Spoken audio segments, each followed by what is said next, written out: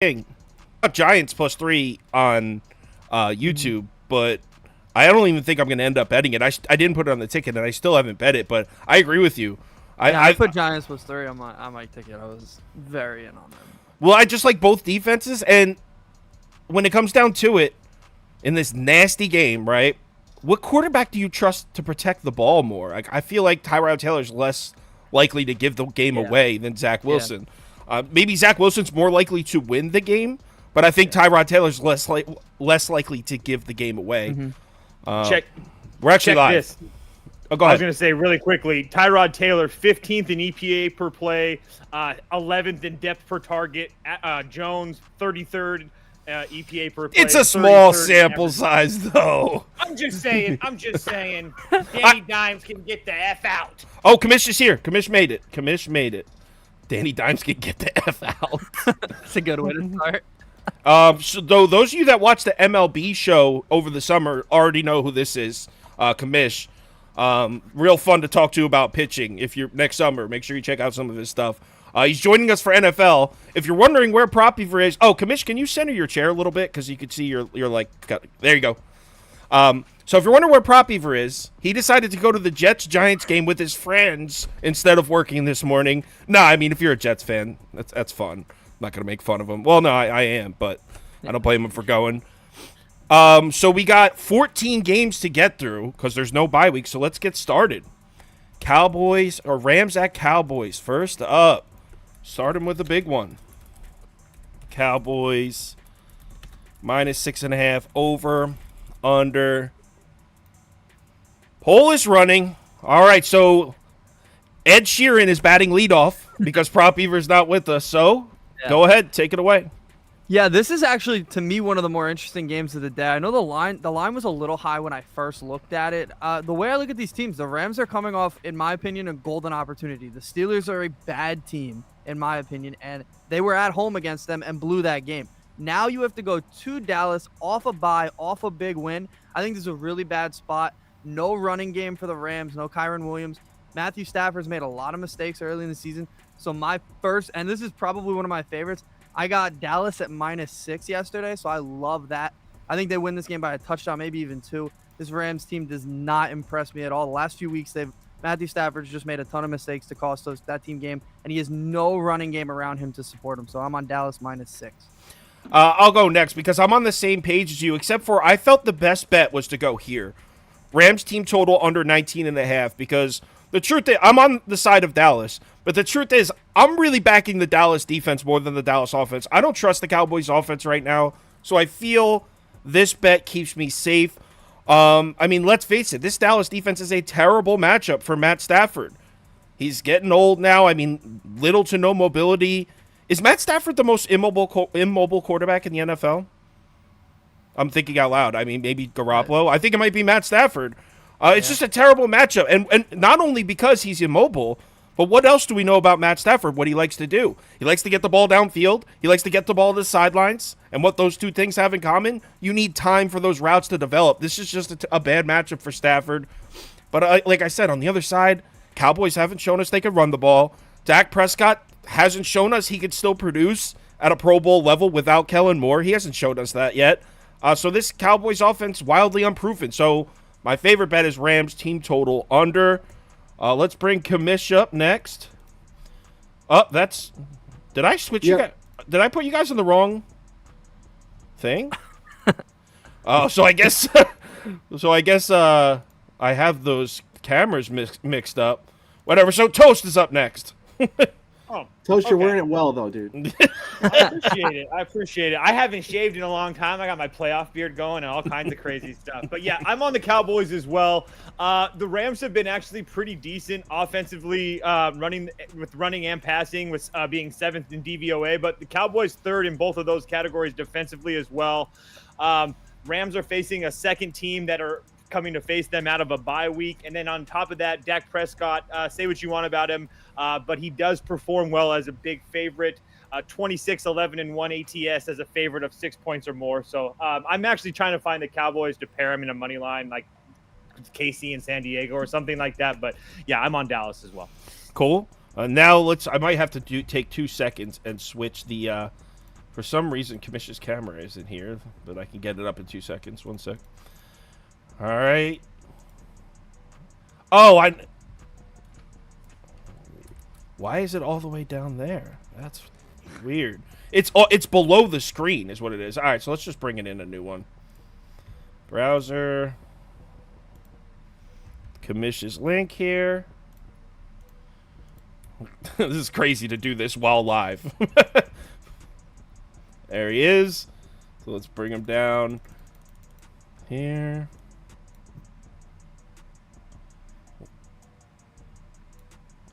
Bring him over to the right spot. I've never done this live before, but I guess we're good. So let's and then beautiful. Looks good. Looks good. Oh yeah, hold on. I got to mute because he's going to be echoed. Now he shouldn't be echoed. Good. Yep, you sound better now. And then all I have to do is crop, so he looks good. Let's go with like a 300. Oh, no. All right. Cool. All right, Commish, what do you like? Yeah, I would echo a lot of the same things that have already been said. I think I'm more with Toast. I think I like Dallas more if there's a money line parlay that you like, but I don't think I would talk anybody off a Rams under on their team total. Or, I mean, I think Dallas, if you're taking a side in this game, is definitely the correct side. You look at Matt Stafford, even in 2021, the year the Rams went to the Super Bowl, Matt Stafford from a clean pocket, 40-13 touchdown interception ratio, under pressure, 10-7 in terms of touchdowns to picks.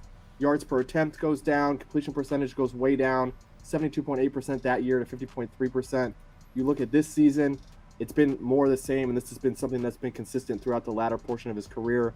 Really, really good from a clean pocket. Really, really dicey if you get some pressure on him. Dallas, I know their defense has been a little bit hit and miss in terms of defensive pressure rate, but you look at them in week 6, 36.1%, top half of the league. Looked good.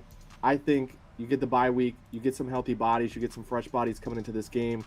They should have more than enough time to generate some creative blitz packages or, just to get some pressure on Stafford. So I think Dallas comes away with the win today. I think they probably get it done comfortably too. Agreed. Looks like we're all on the same page in that one. I had one thing to add. Darrell Henderson under 45.5 rush yards. He's averaging 3.3 yards a carry. Or last week he was, and now is a 7-point underdog. Cowboys have the number 2 defense in similar spots. He's around that 33 yard mark. So that's a square I did play as well. All right. 59% of our viewers are laying the 6.5 with Dallas. 30% taking the points with the Rams. So community agrees with us there. Next game. All right. Next one up is. Hide the pick.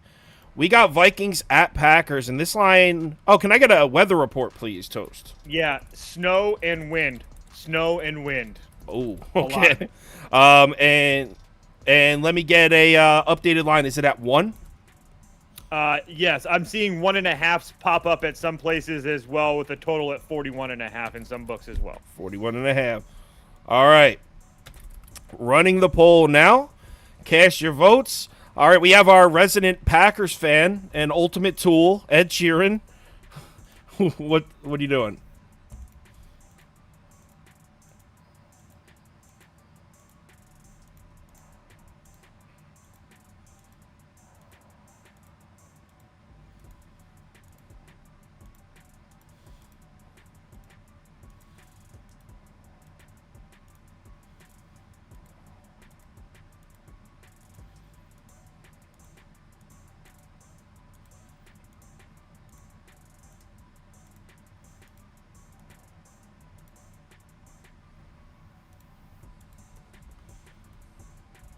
Oh, wait. Says you're muted. I'm muted. Oh. Now you're back. Okay, yeah. Well, what I was Summarize saying what was, you just said. Yeah, what I was saying was just this is an awful Green Bay team. 64% of the money's on Green Bay because it's at home. I don't think the snow is going to help Aaron Jones, who's injured at all either. So this team's just so bad that I got to bet against them in this spot. There's a lot of trends that would point to Green Bay. Like over the last 20 years, all the against the spread trends, I throw them out. This is not that Green Bay team. This is a completely different team. Jordan Love does not look good. This offense does not look good. So, yeah, I'm heavy on the Vikings in this one. I'm against everybody, it seems like. with Yeah. all the money on. You're not against me. Everyone likes the Packers. I'm not seeing it either. And the snow helps the Vikings side. I know you think it's snow in Lambeau. Oh, man, Vikings are screwed. Vikings run the ball better than the Packers, and they defend the run better than the Packers, and they have the better quarterback. I mean, look, I don't have a ton of faith in Kirk Cousins up in the snow in Lambeau. He hasn't been good there. But you trust Jordan Love? What do you trust Jordan Love in the snow? Look, the Packers can't run the ball. They can't defend. They're just doing nothing well. Yes, if you want to just take the sharp side, then Green Bay is the play. But I need to see more. I'm not seeing it. I'm not seeing enough of a reason. I need to also believe it on the football aspect to bet it. I like fading the square side and taking the sharp play, but I need to also see it. It also has to make sense on the football field as well, and it doesn't for me. So I'm on Minnesota as well. Let's get Kamish back up here. There we go. Yeah, this line open, Green Bay was a favorite, and I thought that was a mistake, and the line has flipped. I know, if one team's favored by a point and then it flips, that doesn't really mean a whole lot from a betting perspective. But Minnesota has quietly been a pretty respectable football team this year. Their defense, they're blitzing at a high rate, but what you've seen is they've sort of become this positionless defense at this point in the season, which has enabled them to generate a lot of pressure, more and more pressure throughout the season.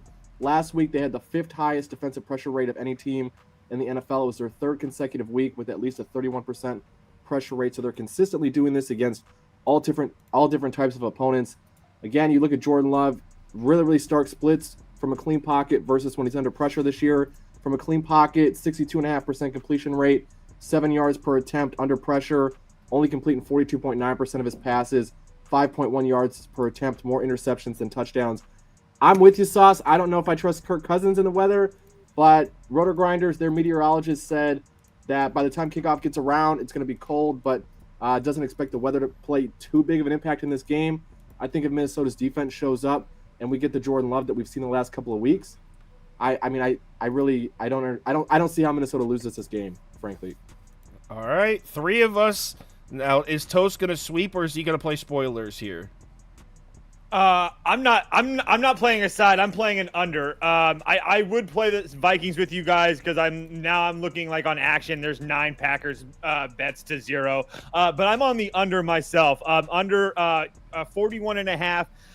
There should be about 10-mile-an-hour winds or so, give or take. Games with 10-mile-an-hour winds are 14-3-1 to the under this year, going under by almost 6 points a game.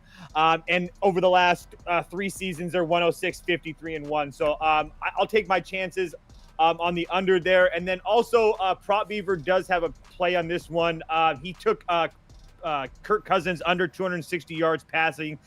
He's due for a letdown, sunning, I guess, or something of that nature. He uses all these weird buzzwords that the kids use. But yeah, he's went over 4 straight at home, but flown under on the road. 4 straight quarterbacks have gone under versus Green Bay, and none of the 6 opposing quarterbacks have sniffed 161 yards. So under 161 for Kirk Cousins from the Prop Beaver.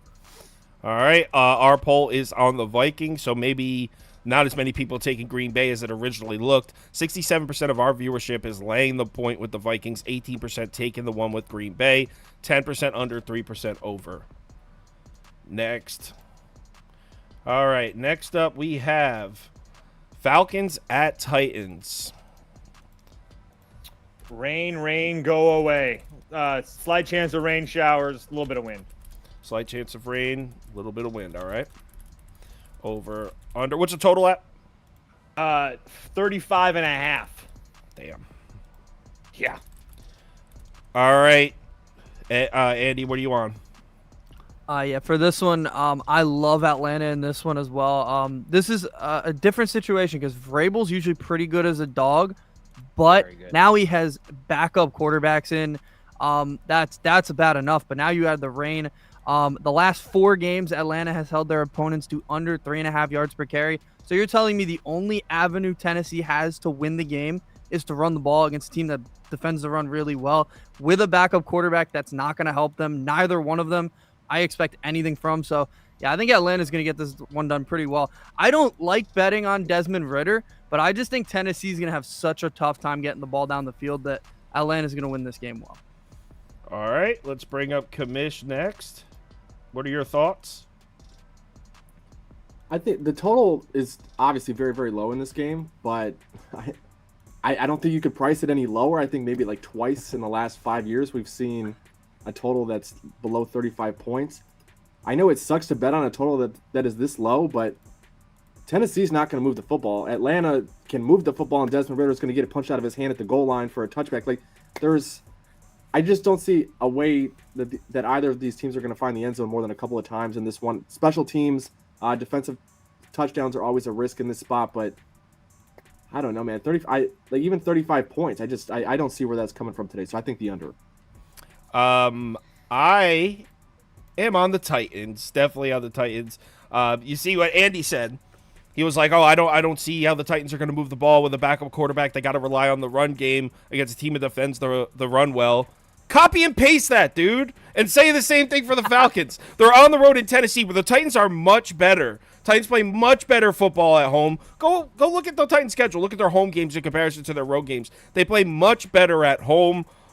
Look, the Falcons do have a good run defense, and I don't have a ton of faith in the Titans' offense with Will Levis. But one thing we know about the Falcons' defense, they have no pass rush. They have one of the worst pass rushes in the NFL. Is there a better spot than for Will Levis to make his first NFL start against a team that he's going to have all day to throw on? I mean, I'm not expecting to shred up the Falcons secondary. Falcons secondary is pretty good, but he's not going to be under a ton of pressure, which I like. And even if you want to play the rookie quarterback angle, right? Let's say that. You want to play the rookie quarterback angle. How much higher do you have Desmond Ridder valued than a rookie quarterback? Because other than, I mean, look, he's shown signs of life recently, but as a whole, Desmond Ridder has shown us he can't be trusted on the road. Yes, I know he shattered that, and they won a road game. But before that, he had what's been terrible on the road, dating back to his days at Cincinnati. Titans got their nose tackle back, Tart. That guy, Tart, before he got hurt, the Titans had the best run defense in the NFL. He got hurt. I think he missed 2 games. Titans were getting run on in that period. He's back. Titans are going to look like an elite run defense again. I don't trust Atlanta to come in here on the road and run the ball in this Titans defense. This is just getting 2.5 points with the home team, a team that plays well at home against a quarterback that is historically bad on the road. I'll take the 2.5 points, even with Will Levis at quarterback. Sauce, real quick, too, just to add on that, because you mentioned that Will Levis should have all day to throw the football. I agree with you, but I'm a little bit nervous. I wonder if it's going to matter. Sharp Analytics, no quarterback had a higher sack rate in the preseason than Will Levis, 22%. He took a sack on 50% of his pressures, third highest in college. So this is larger sample size and more meaningful sample size. He was sacked on 30.4% of his pressures, worst number of any quarterback in his class. I'm with you, though. I think Tennessee finds a way. I think there's going to be some magic today. I don't know if it's the defense. I don't know if they're going to run the football. I don't know what it is, but I think they probably get it done. I just think if it's 10-7, I wouldn't be shocked.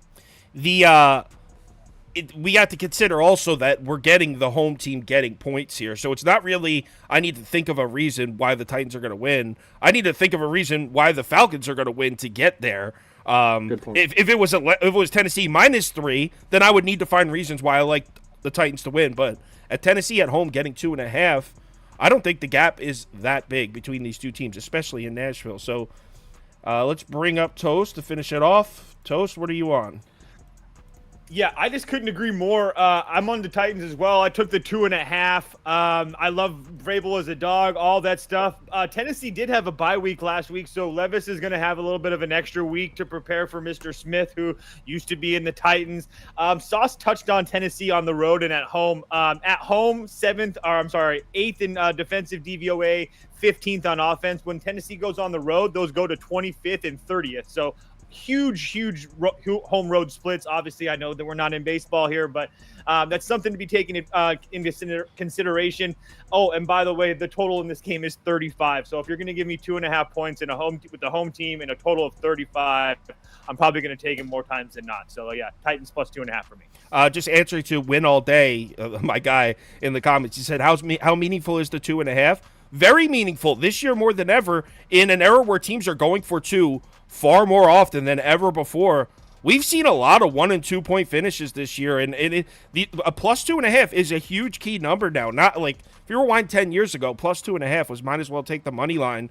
But now, I mean, how many 1 point games have we seen this year? So plus 2.5 is huge, especially with the Falcons. I feel like the Falcons have played a lot of 1 point games. Yeah, I feel like the Falcons have played in 3 and 4 1 point games already. I think it might be just 3, but the Falcons have been like the kings of the 1 point games. So yeah, with everyone goes for 2 now. Plus 2.5 is a nice number to get now. It's not like 10 years ago, but our community agrees with Ed Sheeran. 43% laying the 2.5 with Atlanta, 38% taking the 2.5 with Tennessee. So those of you that are riding with me and Toast, good selection. Good selection. Siding with Ed Sheeran is never smart. Yeah. All right, so that's New England at Miami next. Weather report, Toast? Tiny slight chance of rain. It Damn, does say it's on my raining thing at- there's some wind, but I wouldn't. It's a tiny little bit of rain. I'm just, like super slight. It's still 84 degrees in Miami, so let's just. pump the brakes. Current consensus line in total, please. For the Miami game, It was 8.5. 8.5, 8.5, and 46.5. 46.5. Looks like Bet365 has a 47 if you're trying to play under. All right, poll is running. Ed Sheeran, what do you got? Yeah, I didn't. This game was very tough for me to even read into. This is New England coming off a game where I'm not buying that they're a good team now just because they beat Buffalo. Buffalo's played a lot of those games this year where they just didn't look like a particularly great team. And Miami's coming off a game on the road where they got shut down. Like Tua averages 9.1 yards per attempt. In that game, he only had 6.8. Like they shut him down pretty well. Philly, they were finally healthy. This pass defense probably won't do that in New England. They're not a particularly great pass defense, so I'm leaning Miami in it. But I really don't know how to read this game completely. Miami would be my lean. Some people are saying saying about the internet. I have it streaming, and it's running fine, and YouTube says 100% extra connection. So I don't know. Maybe quit out, come back in. Maybe it's your browser or something, but. We have 100% stream. All right, so what did you say, Ed Sheeran? I'm leading Miami. Leaning Miami. All right, let me go find that graphic. Do we have confirmation? Do we have confirmation on the injuries on the offensive line for Miami with the left tackle, the guard? And the center? I think left tackle and center out, guard playing. I think. Actually, that's speculation because I was looking. Look at inactives in 8 minutes here. I have the beat writer channel in our Discord open. Obviously, Teron Armstead on injured reserve. Right. We should know. We should have official confirmation in 8 minutes on that. Okay, 8 minutes. Nice. So we'll stick with us. All right, let's bring up Commish next. What? Oh, that's Toast. I forgot their names are switched. All right, what do you got for this one? It's hard for me. I don't have any action on this game. Yeah, this might be something, again, like I'm waiting on the final inactive reports to come out as well. I think maybe the under if we have some offensive line concerns. I really don't want to lay this many points with Miami. If you look at the 2 games in which they've lost 2 games this year. If you look at the games in which they've struggled, it's been against teams that are able to get pressure on Tua, disrupt the timing of the offense. The games where teams haven't been able to get pressure, we've seen 70 points. We've seen, fireworks all down the field. We've seen guys taking screens to the house. New England, they've been highly erratic in terms of pressure rate. Week 3, best pressure rate in the NFL. Last week, 3rd best pressure rate in the NFL. The 3 weeks between that, they were bottom 5 all 3 weeks in pressure rate.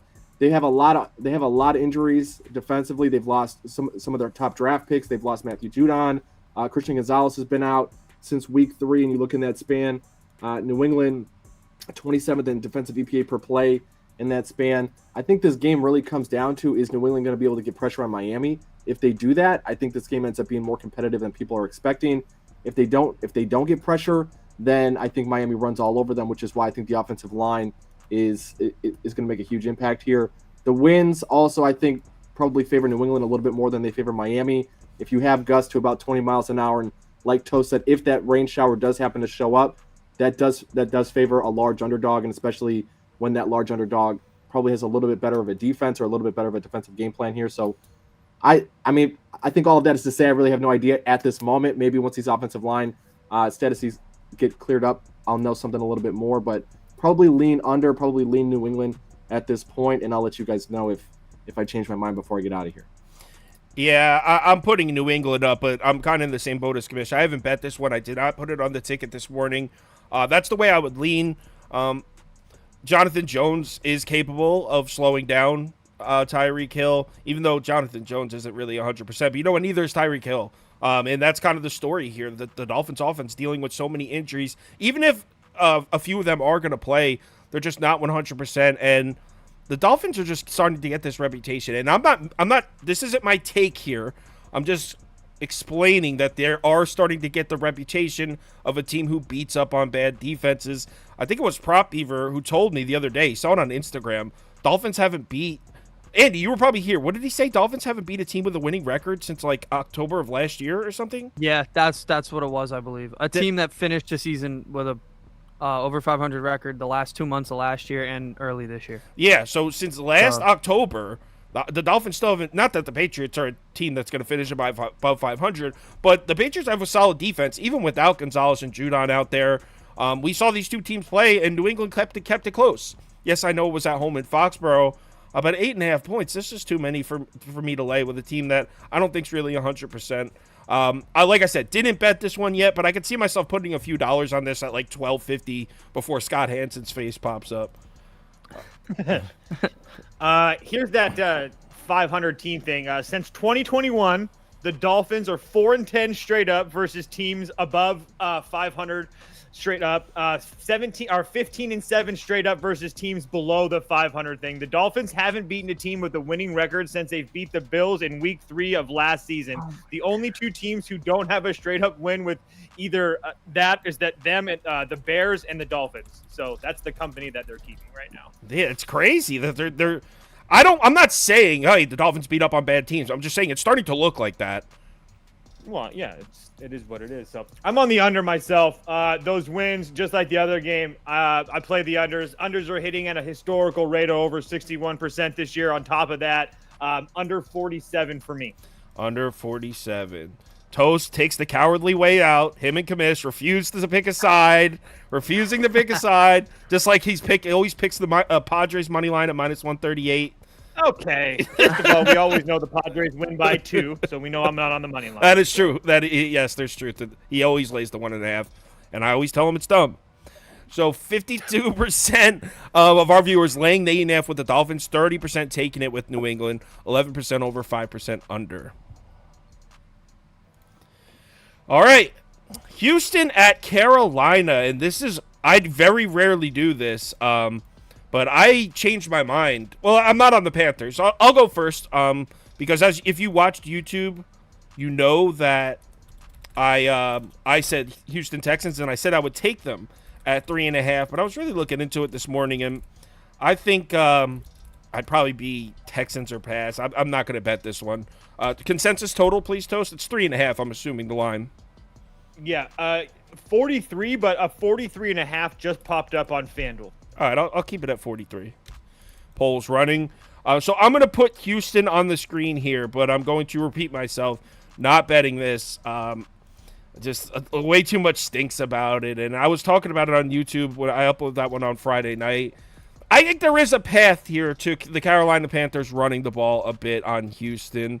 On paper, with the Panthers' current injuries, there's just no explanation of how they could stop this passing attack. Where's my Houston Texans graphic, Prop Beaver?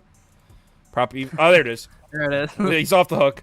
So this is the way I would lean, because on paper, C.J. Stroud should absolutely roast this defense with all those injuries. Carolina also has a terrible run defense, so maybe Dameon Pierce finally gets going. He's having such a bad year. But I also really could see the Panthers running the ball. If you can find an even 3 out there, maybe, but at 3.5, I would just say Texans or pass. Yeah, I'm the same way. I really like this Texans team. They've surprised me a little more than I expected. They're a pretty solid team, but the field goal kind of gets me. That hook gets me. I thought for sure they're gonna win this game by a field goal. That's how I feel.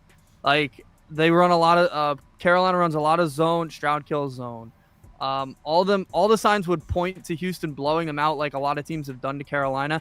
But I also don't think Houston has it in them to blow anybody out yet. So, yeah, I'm with you. Probably wouldn't lay it, but I'm leaning Houston still. Yeah, it's at the 3.5. That line seems like so spot on. Yeah. All right, Kamish, you have a move on this one? Yeah, CJ Stroud is my guy. I'm gonna take him. I'm gonna buy the hook. I'm gonna take him down to -3 here. I should have grabbed it earlier in the week when it opened, but Just so Houston is a far disclaimer, better- the graphic says Houston -3.5. He's saying he's going to buy it down to 3. So just Yep. So you can, like, if you go into DraftKings or MGM or whatever book you're gonna bet it on. MGM usually has the best prices on, like, if you're gonna buy a hook in this spot. To me, it's worth it. Like we talked about with some of these earlier games, 2.5 point spreads matter a lot. 3.5 point spreads matter even more, because a lot of, like, the NFL, it's a trope. People always say it's a field goal league. A lot of games do get decided by a field goal. So I do think it's important to buy the hook here if you're on Houston. Otherwise, take Carolina. But Houston, I think, is the far better football team. I took them preseason to have the most improved record in the NFL at like +700. I'm a huge believer in CJ Stroud. I thought he should have been the top overall pick in the draft. Not a huge believer in anything that Carolina's doing from the top of the organization all the way down to the field level. There's just not any talent on the offensive side of the football, on the defensive side of the football. I think the fact that both of these teams had a bye week makes this a little bit more cloudy of a game to interpret. And, of course, a young quarterback on the road, that's always going to be a risk. So I wouldn't bet the house here, but for a half unit, I mean, this just feels like you're getting a close spread like this when there's one team that has far more talent than the other one. So I think Houston is the spot here. All right, Toast, what do you think? I got a few plays actually in this one. First and foremost, he's like my Jake Fraley of the NFL. Nico Collins over longest reception, over 22.5 yards. We bet that every week. It almost cashes damn near every week, so that's an easy one. The next one, CJ Stroud over 237 yards passing, coming off the bye week. He's already averaging 277 yards in the air. He should be facing a Panthers secondary that's around like the 24th, 25th ranked secondary. Quarterbacks in similar spots this year are averaging 260. And then one little note about, since these two quarterbacks were drafted first and second overall, this is going to be the 5th time in NFL history quarterbacks first and second overall has faced off as rookies. The last 4 matchups, all the number 2 draft pick has won every single one of those two. So interesting. But yeah, I didn't buy the hook. I actually just bet as they were talking, because I didn't want to lay the 3.5 at +100. I did Dallas Houston moneyline parlay at FanDuel at +111. That's how I'm going to play this game, along with my 2 props that I played. So someone just said Patrick Mahomes on the injury report, but whatever. We'll talk about that when we get to that game. So yeah, Toast gave out a couple of props. I don't have graphics made for him, but he gave out Nico Collins. And what was the other one? CJ Stroud over passing yards. Stroud. All right, our poll is definitely leading Houston. 56% of our community is taking Houston -3.5. 27% taking the 3.5 in Carolina. Let's move on to the next one. This is the Prop Beaver special. This is why he's not here. He is in attendance of this game right here, probably decked out in his Jets gear. It's Jets at Giants. Toast is still 3. Yeah, it's 3 across pretty much everywhere. Yeah. Consensus total, please. 34.5. It's down to 34.5 now. Jesus. All right. You can get 30. I guess FanDuel does have it at 35.5 still. I don't know why, but that's a whole point different. But yeah. Well, Andy, that could be action just being not loading. I already know what you're betting, because before the show you said Yeah. you think the Giants win outright. Yeah, and you hit it a spot on. It's just protecting the football with the Giants offense. Like, for years, that's been the problem. And I don't want to say Daniel Jones is like their complete issue, right? Their O-line's awful. But having a quarterback that actually protects the ball when he's under pressure is a very valuable trait. And that's what Tyrod Taylor's done. I mean, since Tyrod Taylor came in, they've almost beat the Bills. Probably should have beat the Bills. And they beat the Commanders. Like, they're playing closer games now.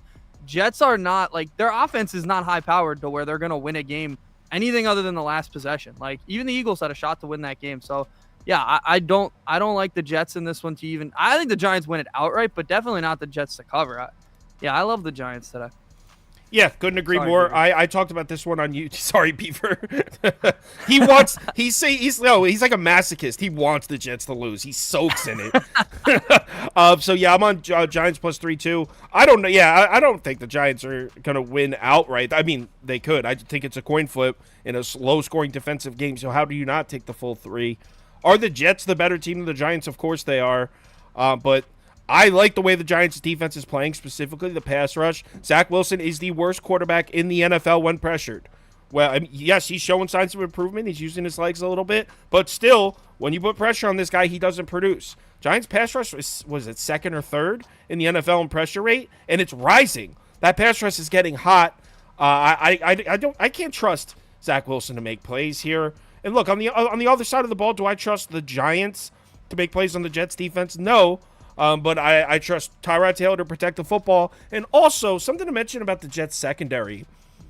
I mean, the Jets defense. The strength is the secondary, which is why they played so well against Patrick Mahomes. Their strength are those guys in the back. Their defensive front seven isn't anything special, and that's how you exploit this weak Giants offense, with a physical front seven. A team like the 49ers, that's a team that'll their defensive front, when healthy, would dominate the Giants. This Jets defense isn't really built like that. Look, not that I think the Giants are going to march down the field and score points on the Jets, but I think you'll see Saquon Barkley make a few plays, move the chains. Getting a full 3, I feel like I have to be on the G-men here. All right, let's bring up Kamish next. All right, what do you got? Couldn't agree with you guys more. I think what this boils down to is exactly what what you guys were talking about at the top of this game. It's Tyrod Taylor's going to take care of the football better than Daniel Jones this year. It's a small sample size for Tyrod.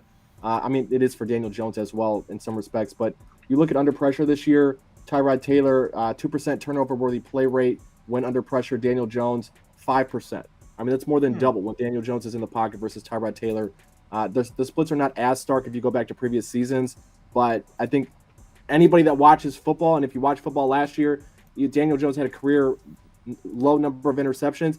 He still made a lot of turnover-worthy plays from the pocket. It just happens in the NFL sometimes where guys just don't have to pay for that in a single year, and I think for him it turned out really nice because he got a big contract out of it. But I think Tyrod Taylor is the better quarterback if you're looking to keep this game close. Tyrod's not going to win you a championship, but can he cover 3 points at home if his defense plays relatively well? I think absolutely. Giants do blitz at a really high rate. Zach Wilson, when he's under pressure, relies extensively on Garrett Wilson. I know it's juicy, but I think Garrett Wilson over 4.5 receptions is a really nice look today. And let's bring it home with Toast. Your thoughts? Couldn't agree more. I actually did an SGP. I'm on the G-Man as well. I'm on the Giants and the under. I did Giants and under 38.5 at plus 250. These totals are low. They're low for a reason. Since 2019, totals at 37 or under are 25 and 1 to the under. Low totals are low for a reason. High totals are high, guys.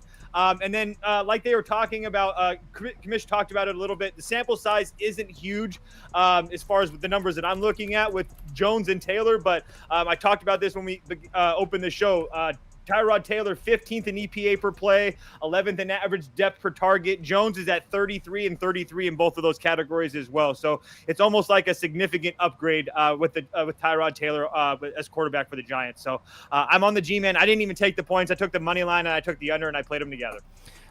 For some reason, the people in the comments. All right, so the Jets are allowing 4.4 yards per carry on the season. That's 21st. They're 17th in run defense DVOA. They're 13th in pressure rate. 18th in adjusted sack rate. So, yeah, I don't know where you're getting it from. It's just wrong. Our polls on the Jets. 46% of our viewers laying the 3 with the Jets. 40% taking the 3 with the Giants. 7% under, 5% over. Just really quickly on that under, too. The Giants, I wrote this down. The Giants have played 28 quarters this year. They've scored a touchdown in just 4 of them. Next. Jags at Steelers. Let's run a poll. Is this lined at 2 still, Toast? 59 degrees, no rain, and Jags at Steelers, 2.5. consensus. FanDuel has it at 2, and 40.5 looks like the consensus total. 40.5. Got it.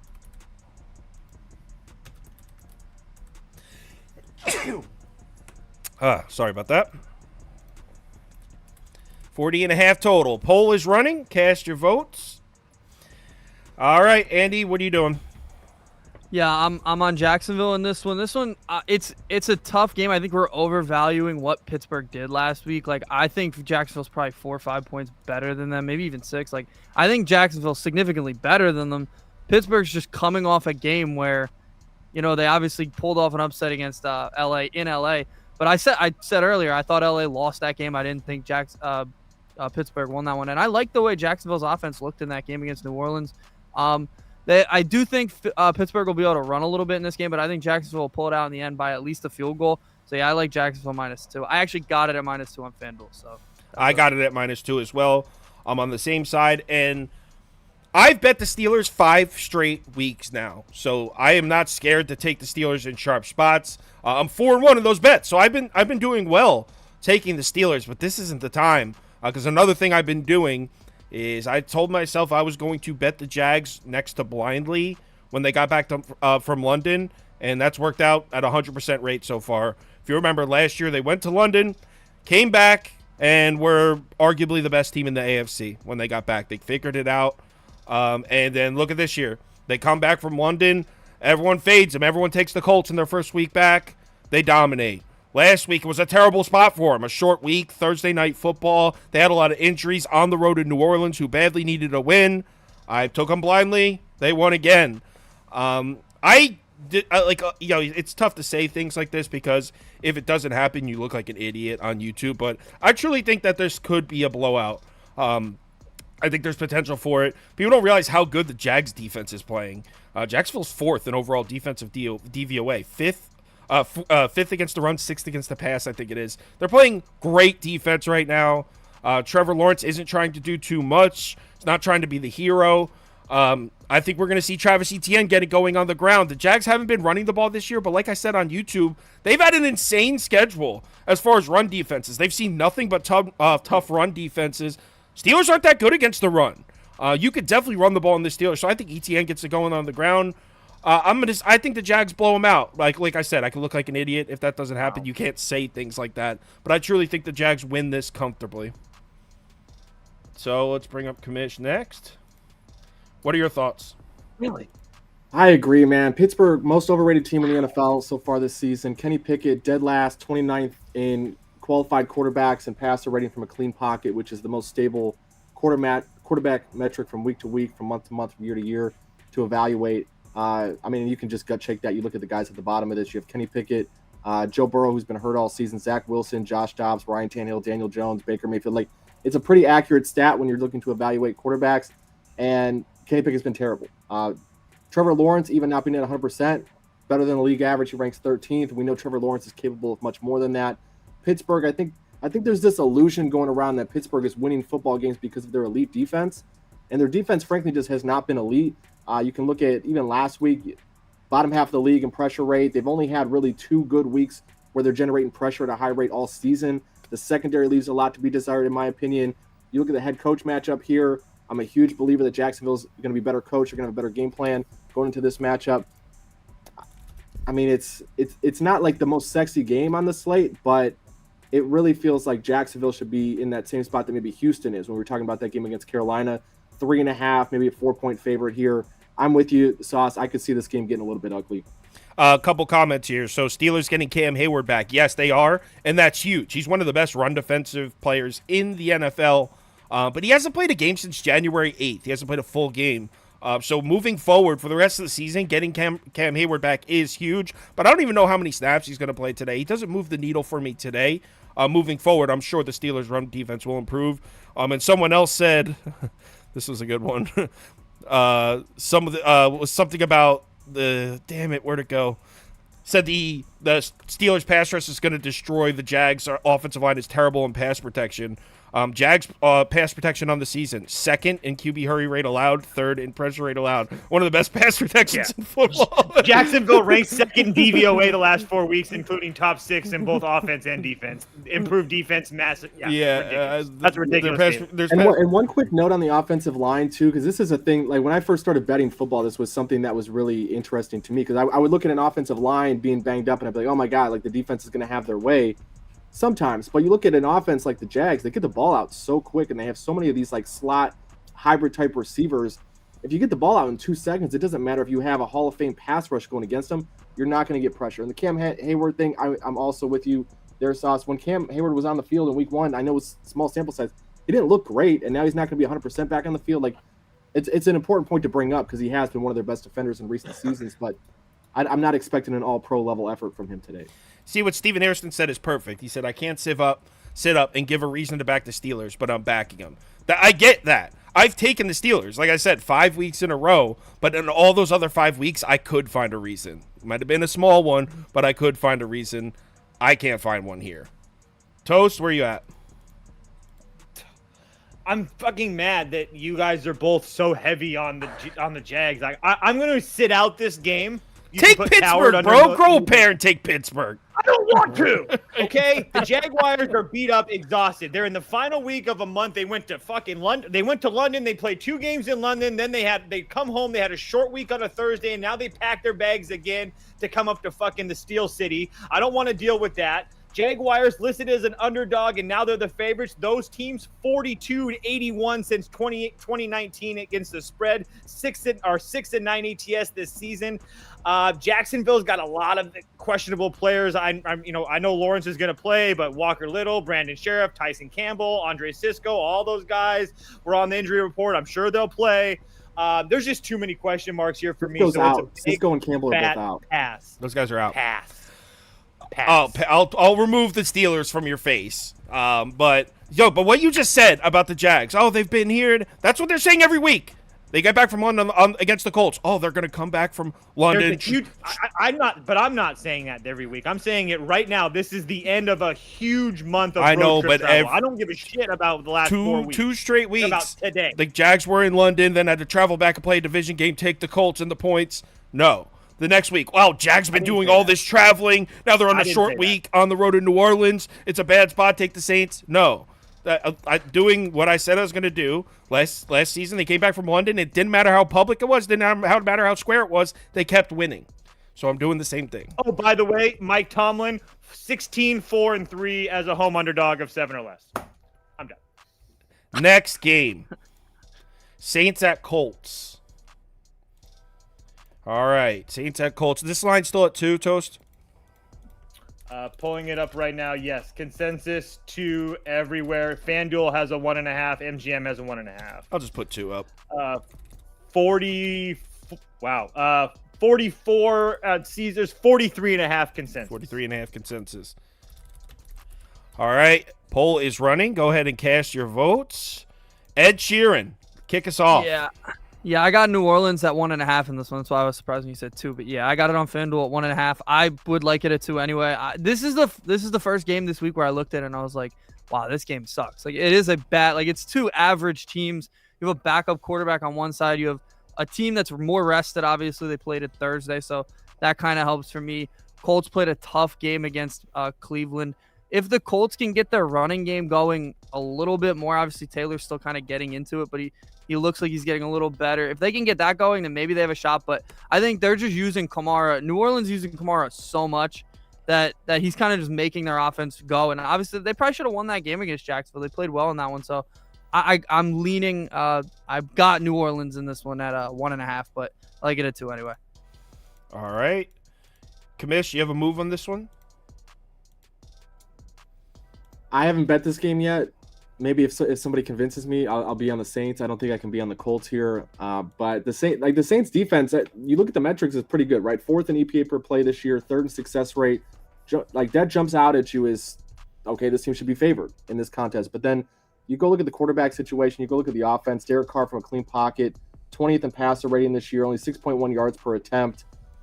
It's just not something that I love. I've watched New Orleans play almost every week this year, and I'm just consistently underwhelmed. relative to the talent they have on the field with Olave, and then Michael Thomas is coming up with an illness here shortly before kickoff. They have an offensive lineman out. They had damn near the whole defense was questionable this week and limited all the way through Friday in practice. Like, it's just not a situation where I think I want to invest a lot of money. That being said, like I don't know how you can lean the Colts here. The Colts, I think, proved again last week that they will find ways to lose football games without Anthony Richardson in there, and it just makes them hard to trust in any spot. So I think it's New Orleans or nothing for me here. Yeah, it's the same. I did bet New Orleans. I'm taking the Saints. It's not a huge bet. I just think the Saints are a little undervalued right now. I mean, they're 3-4, but if you really look at their schedule, the Saints could be 5-2 right now. In reality, I mean, they were up 17-0 against Green Bay when Derek Carr gets hurt. They lose 18-17. You got to think if Derek Carr never gets hurt, they win that game. Also, in the game against Houston, they outgained the Texans pretty significantly and still found a way to lose. I just think they're a little undervalued, and the Colts with Minshew against the Saints defense. Look, you could say what you want about the Saints offense. The Saints defense looks great, looks really good. Saints was the first defense to really make C.J. Stroud look human. Stroud wasn't even good in that New Orleans game. If C.J. Stroud can't piece that secondary apart, Gardner Minshew certainly can't. And I know the Colts, they want to run the ball, but they're not going to be able to. The Saints' run defense is elite. Look, I don't feel strongly enough about this game to like try to pound my fist here and tell you to tell me. So if you're on the Colts, I get it. But personally, I feel more comfortable on the Saints. Toast? Yeah, I didn't play this. I played Beaver's play. Prop Beaver has Chris Olave over 4.5 receptions at -130 on Barstool. It's at 5.5. He said it's at 5.5. He doesn't mind it either. So that's a play for Beavers. I played it. I just don't have any reason to play this game personally. I think they're both pretty damn bad teams, and I'm not going to watch it, so I'm not going to bet it. All right. Our poll is on Indianapolis. 44% of our viewers taking the Colts +2, 39% laying the 2 with the Saints, 8% over, 7% under. Next. Eagles at Commanders. I'll go first real quick. Well, actually, let's get the poll running. Is it still at 7, Toast? 7 across the board, 43 across the board. Over 43 across the board, you said? Yes, sir. All right. Poll is running. Yeah, I'll go first here because this is about a 3-second description. I'm on the Commanders. You're getting a home division dog, getting a full touchdown. And not to mention, the Washington always plays these guys tough. Even when Washington's terrible and the Eagles look great, they'll still play them tough. They beat them last year. They almost beat them earlier this year. Not really much on the football field to make a case of why they would keep it close, other than the Eagles' offense has sputtered. Looks really good at times, and there's been times where it doesn't look that good. But if you look at the last, I think it's, actually I wrote it down. I can pull it up.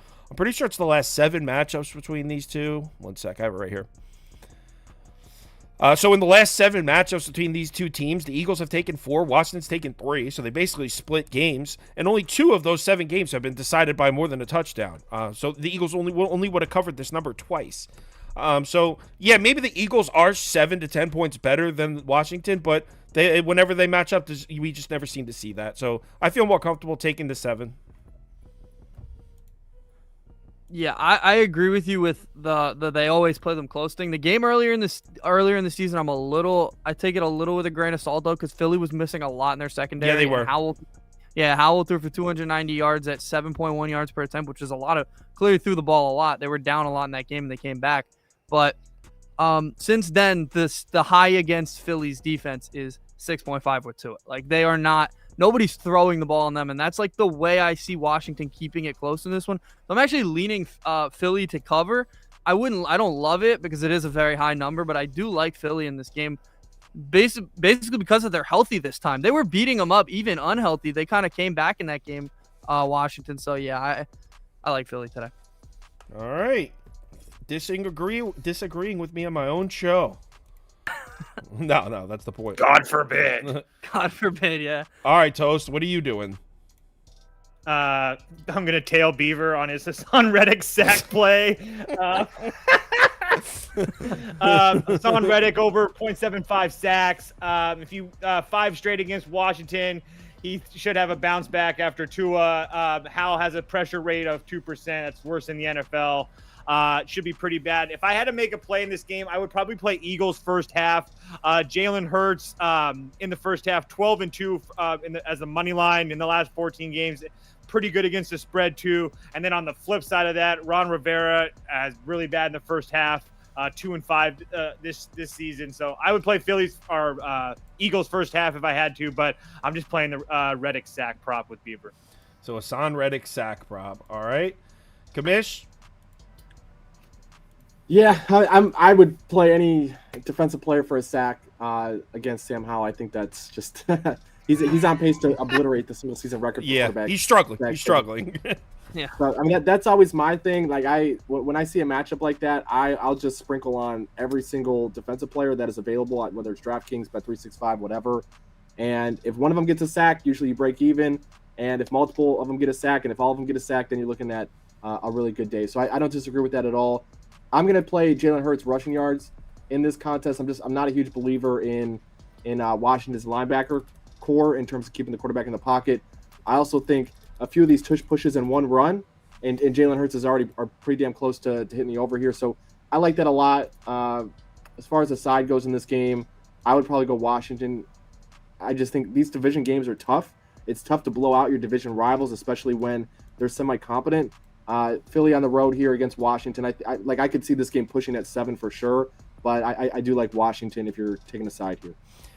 Another game where Toast is too much of a coward to pick a side. This is becoming a pattern. I hope you're not going to do this on the college basketball show. You're just going to pass? Oh my God! Don't just don't. All right, next game. Just please. I'll take all that smoke. Yeah, Toast. We're gonna pull up Pepperdine versus Gonzaga. Toast scared to make a play. Cleveland on the road in Seattle. A game that by the way, our poll. I'm sorry. Our poll for the last one was 57% of our viewers laying the 7 with the Eagles. So our community heavily leaning Philly here. 31% taking the points with Washington. All right, Cleveland at Seattle. This is still at 3.5. Toast. Yeah, dude, there's a 3.5 on FanDuel, 4.5 on BetMGM. 4.5? Ridiculous. Wow. Ridiculous. All right, maybe I'll run the poll at On 4. one book. I'll run the poll at 4 then. Just ridiculous. Consensus total? 38.5. 38.5. We didn't actually talk about this game at all this week in the office, Andy, so I have no idea where you're even leaning here. The only thing we talked about was PJ Walker, and Yeah. that's not even the important part in this game. Like, no, I'm leaning Cleveland. Actually, I think I got it at 4 because I really like this team. Keeps games close. Like, they're not going to get beat by a touchdown in many games this year. Their defense is just too good.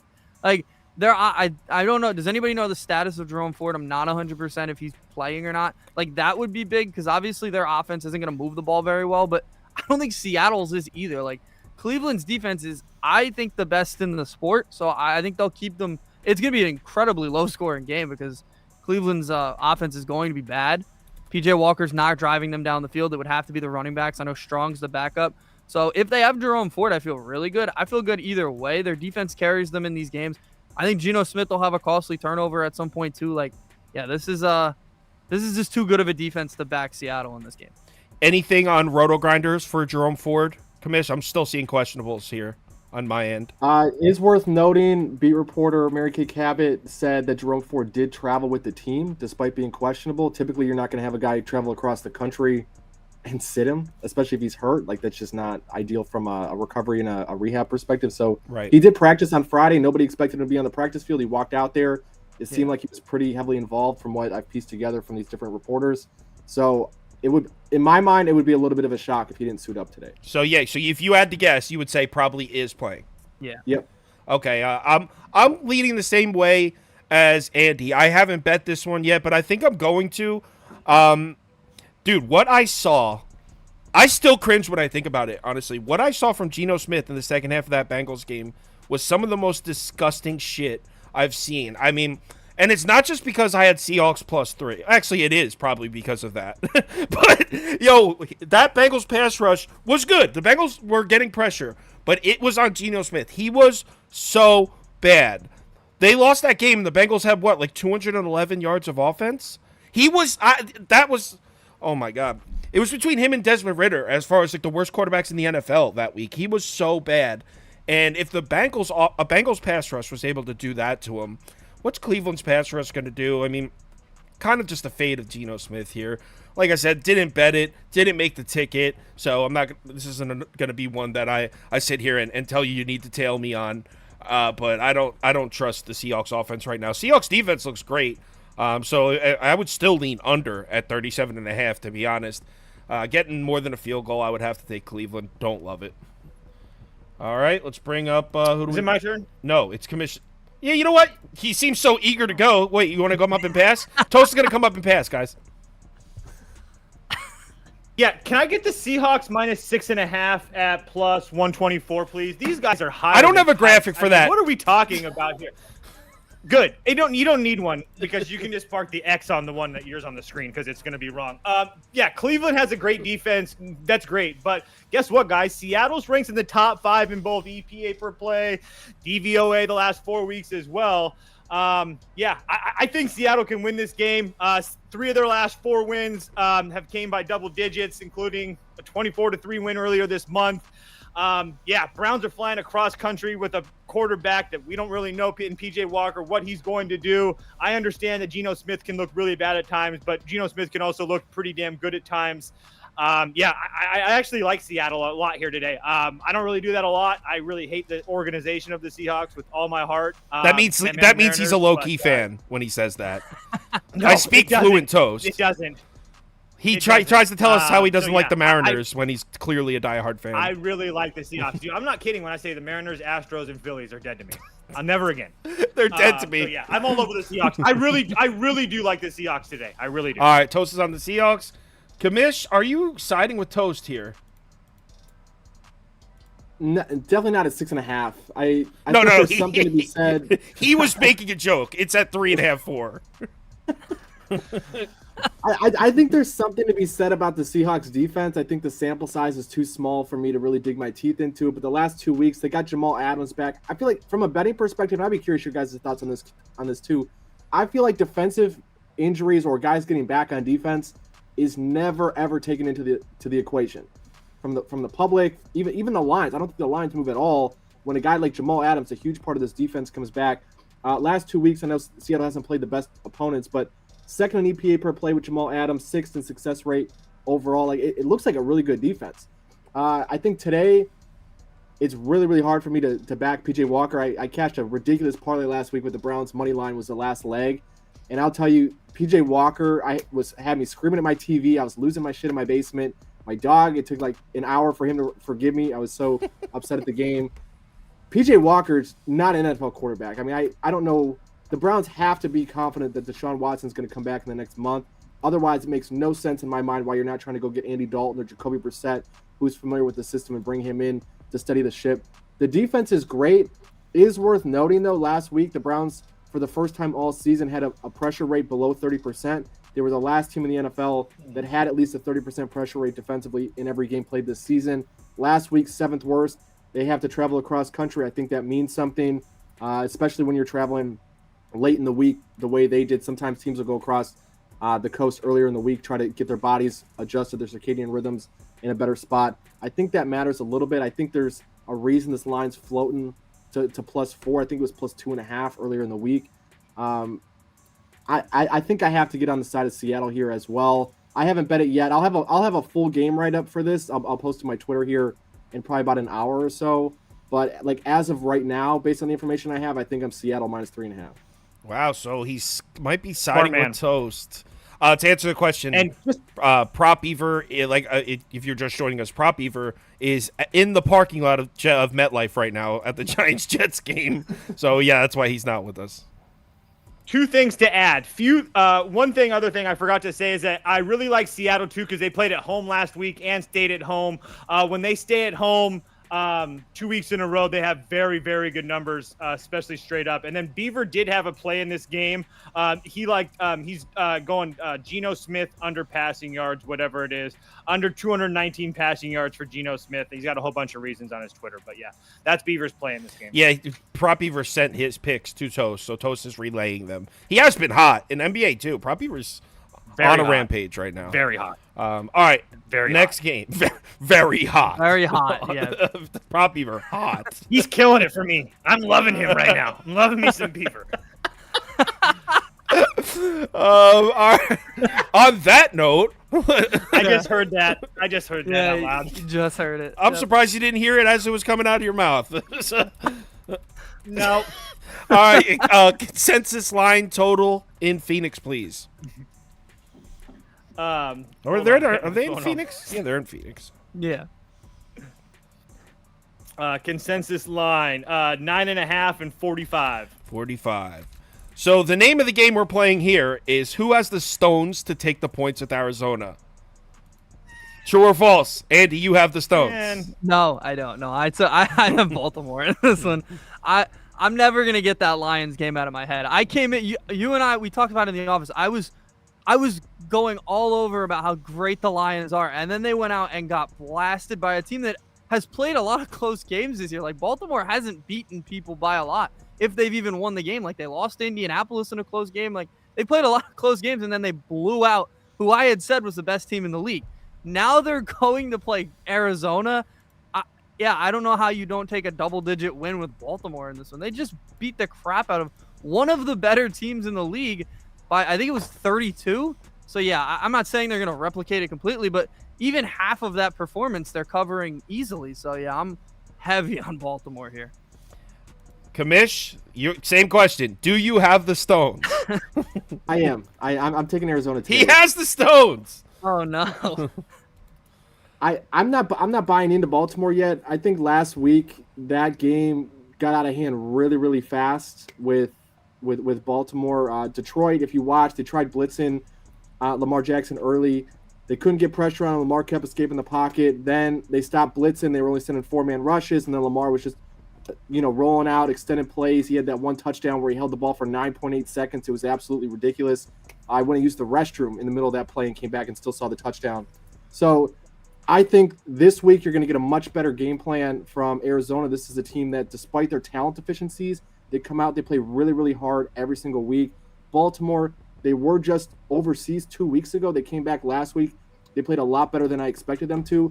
But this is another travel spot. They came home, they saw their family, their kids, all that. They practiced. They feel good about themselves because they beat up on Detroit. Detroit had some injuries last week defensively as well. This week, I mean, you got to travel again. You could play Arizona, and I coach, I'm always a big believer. You learn a lot more from your losses than you do for your wins. And now you're expected to win this game, and you're expected to win this game by over a touchdown, probably 2 touchdowns. I think this is a really trappy spot. I think Baltimore definitely wins this game, but I think it's going to take a little bit of second half focus for them to make sure that they don't end up with an embarrassing loss. All right, Toast, same question. Do you have the stones? No. Absolutely not. I will be playing Baltimore first half minus 4.5, just like I do almost every week, because that's just what keeps on paying my bills. So, Baltimore first half minus 4.5. Yep, that's what you said. All right. I do not have the stones either, and even though I kind of agree with a couple of things Kamish said, especially about how he's not sold on Baltimore and Lamar Jackson yet. I could get there. I think that offense is a little overvalued right now. Lamar's like a cool player that a lot of people like to root for, so when he does well, it tends to get exaggerated. But he's also a polarizing guy that's hated, so when he plays poorly, it gets exaggerated the other way as well. I don't understand that. Yeah, he's just one of those guys that like he brings that out from people. You either like he'll have love him. 200 yards rushing. He'll have he'll have a fantastic day, but only like 100 yards passing, and they'll be like, "Oh, track star." Like, all right, good one, bro. They won 41-7, bro. Yeah, good one. You can't play. Good one. So yeah, I am gonna lay the 9.5 with Baltimore, but it's not really a bet on Lamar Jackson and the Ravens offense because I agree with that to some extent that, especially the passing game, there's still more I want to see, even though it's taking steps in the right direction. This is a fade of Dobbs because I think the league has figured him out. Started off the season, caught everyone by surprise, looked great. Everyone was all over the Dobbs train. It seems the wheels seem to have fallen off a bit. I mean, I think the team mentally is already prepared for Kyler Murray to return. Maybe we get some miracle Dobbs performance in what should be his last game as the starter, but this Ravens defense is pretty healthy right now. I think they're going to be without safety Marcus Williams, but overall this is a healthy defense, and this is a really good defense. I don't see Arizona moving the ball. I can see Baltimore scoring a defensive touchdown in this game. So I could see the Ravens winning this game 27-13 and Lamar not even playing that well. But what someone said in the comments, someone said that the game, this is the game that the Ravens lose. It does remind me a little bit, and you'll probably remember this, of the Baltimore-Carolina game last year. I think the final score was 13-3, and I had Baltimore minus 10.5 or Baltimore minus 12.5 or something, and it was just painful to watch. So I could see where you're coming from there. I am on the Ravens, though. Just really quickly, if you guys want to know about my first half thing, I forgot to say it. Lamar Jackson in his career, 42, 24-2 ATS in the first half, and he's 5-2 this year. So it's just one of those plays I almost bet almost every week. Someone just said Lamar Jackson 16-1 against the NFC. I don't know if I could trust the comments because there's some y'all are some psychopaths. I was gonna say, I'm pretty sure he has a very good number against the NFC. I know that. He's 16-1 last week, made him 16-1. He lost to the Green Bay like 2 years ago. The Packer fan wants to let him. Hey, it was Green Bay. That's why I remember it. That's why I remember it. All right, let's move on to the next game. We got 3 more left. Bengals at 49ers in what is turning to be one of the more interesting matchups here. I thought we were getting Sam Darnold. No, we're not. Toast, consensus line still at 5.5? No, I got 49ers minus 4. Oh, it must have changed. It was 5. I haven't looked in like an hour and a half since I posted. Yeah, it's been moving. It's been moving while we've been on the show. Okay, so it's at 4. Consensus total? Total is 44.5, or just 44. Sorry, just 44. 44. All right, Ed Sheeran. Yeah, in my entire write-up for this game, it was all about Sam Darnold because I thought Sam Darnold was going to play up until like 8 o'clock yesterday. So I had to update it today. And it's pretty much the same. Like Brock Purdy, he's not gonna overwhelm you. He's not gonna be great, but I think he'll do enough. And they have great. Like Cincinnati's one of the worst rushing defenses in the league, so Christian McCaffrey's gonna get his. Can Brock Purdy do enough to win this game? Yeah, I think he does enough to win this game by a touchdown. The Bengals offense doesn't do anything for me right now. They have not been great at all this year. Their one really good game was against Arizona. Doesn't do anything for me. So yeah, I'm on San Francisco in this one. I have it at 4.5. It moved. It was like 5 yesterday. Then when Purdy was announced, it was like 5.5. I was like, yeah, I'm on San Francisco either way in this game. I like them. So he's taking the 49ers. All right, let's bring up Kamish next. What are you doing in this one? It's going to be Cincinnati. The Brock Purdy under passing yards. Last week, Vikings +7 was my biggest bet of the week. I think I'm just going to continue to fade the 49ers ATS probably for the rest of the season at this point. And it's nothing about their talent. They're obviously a very talented football team, but they're entering an absolutely brutal part of their schedule. Last week, they played the Vikings. They had some injury concerns and things like that. This week, they get Cincinnati. Cincinnati on a bye last week. San Francisco playing on Monday Night Football. That's a huge rest disparity. I mean, that's a tough thing to overcome in the NFL. They're not healthy. Deebo Samuel's hurt. I know McCaffrey looked healthy on Monday, but now he's got one less day to recover from that game after not being 100% the week before that. Trent Williams banged up. Like, there's just a lot of reasons I think that the 49ers are probably a little bit overvalued because they are, when healthy, the best team in the NFC. I firmly believe that, but they're not. And there's one guy that I exchange some notes with every so often. He has a pretty well-documented list of quarterbacks who prematurely clear concussion protocol. Their numbers are down significantly in that first game when they come back. Jimmy Garoppolo was one example of that this year. Coming back, wasn't healthy, played like total crap. So I think Brock Purdy under on his passing yards, a great look today. Cincinnati, I haven't bet them yet. The line's kind of been all over the place. I'm just sort of waiting to feel that out because I'm comfortable taking them as low to +3. If it drifts back up to 5 or 6, I'm very happy taking that number as well. But I will almost for sure be on on Cincinnati in this game, and then I'll definitely be on Brock Purdy under passing yards. I personally am taking the coward's way out here. I like the under. I agree with what both these guys said, kind of. I mean, I'm not ready to just full on lay 6-7 points with Brock Purdy yet. Not only coming off a concussion, but coming off 2 games where he looked human. I put up the graphic a couple weeks ago on YouTube, and this one comes from Prop Beaver, so let's give him the credit. The 49ers offense, it may not look like it because the production gets spread around between Ayuk and Christian McCaffrey and Kittle, but the 49ers offensive production, with and without Deebo Samuel on the field, is a significant drop. So even when he's out there, even if he's not necessarily touching the ball, him being on the field makes a huge difference. And there's also no Trent Williams, and I still think the 49ers should be able to run the ball on Cincinnati, but I don't think they're going to be able to throw it. So I think if they are moving the ball, the clock's going to be rolling.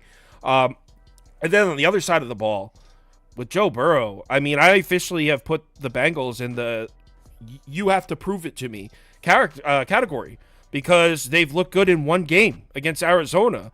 I mean, against Seattle, what do they have? How many yards do they have against Seattle? I have it right here.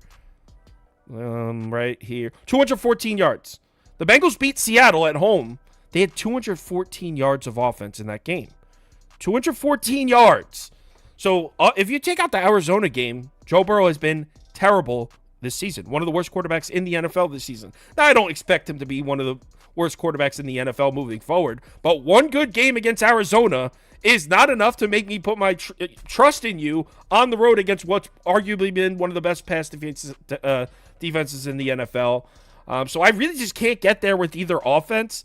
I expect the 49ers to eat the clock, so I think under is the move here. I did put 49ers money line in. I put an on the ticket. You probably saw it. It says 4 p.m. chalk parlay, and then whatever. So I have 49ers money line in a parlay. But as far at the point spread, even at 4, I'm just gonna take the under. Toast. Let me guess, you're passing. I am not. I like the Bengals here. Give me the Bengals. I actually took them at 5.5, and I sprinkled the money line as well myself personally. Brock. Kamish touched on it. Brock Purdy coming out of concussion protocol. The line's been jumping out of all sorts. Bengals coming out of a bye week, so we might have the healthiest Joe Burrow we've had all season after he hurt his ankle and whatever. And now the 49ers, like you said, dealing with injuries. No Trent Williams, no Deebo Samuel. And then Awuzie and T. Higgins back for Cincinnati as well. Joe Burrow on the road loves it. 20-10 ATS on the road, compared to just 14-10 on the road. As an underdog in his career, as an underdog of 3 points or more, Joe Burrow 14-2 ATS in the NFL. And then Burrow 18-3-1 ATS in his last 22 against non-divisional opponents as well.